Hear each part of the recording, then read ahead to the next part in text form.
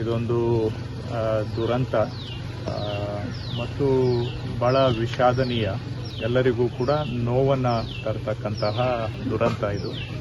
ಪ್ರಾಣಹಾನಿ ಆಗಿರತಕ್ಕಂತಹದ್ದು ಸರ್ಕಾರಕ್ಕೂ ಕೂಡ ನಮ್ಮ ಮನಸ್ಸನ್ನು ಕದಲುವಂತಹದ್ದು.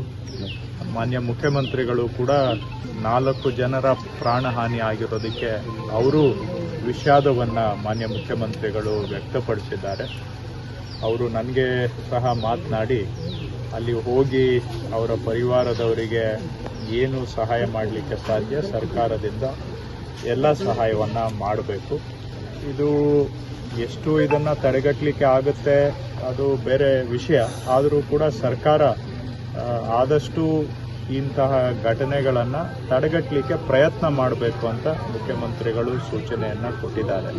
ಏನು 4 ಜನ ಮೃತರಾಗಿದ್ದಾರೆ, ಅವರು ಈಗ ಅವರ ಇಡೀ ಕುಟುಂಬದ ಪೈಕಿ ಒಬ್ಬ ಸಹೋದರಿ ಮಾತ್ರ ಬದುಕಿ ಉಳಿದಿದ್ದಾರೆ.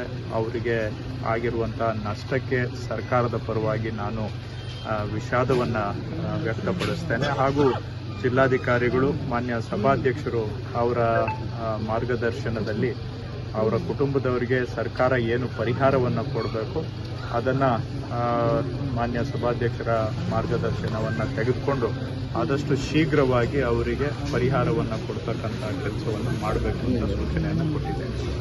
ಪ್ರಕೃತಿಯ ವಿಕೋಪದಿಂದ ಆಗಿರುವಂಥ ಪ್ರಕರಣಗಳನ್ನು ಬಹುಶಃ ನಾವು ತಡೆಗಟ್ಟಲಿಕ್ಕೆ ಸಾಧ್ಯ ಇಲ್ಲ.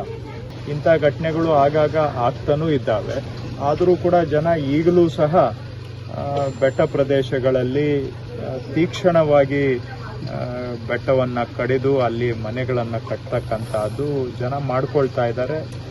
ಜನಕ್ಕೆ ಜಾಗದ ಕೊರತೆ ಇರೋದ್ರಿಂದ ಇದು ಒಂದು ರೀತಿ ಅನಿವಾರ್ಯ.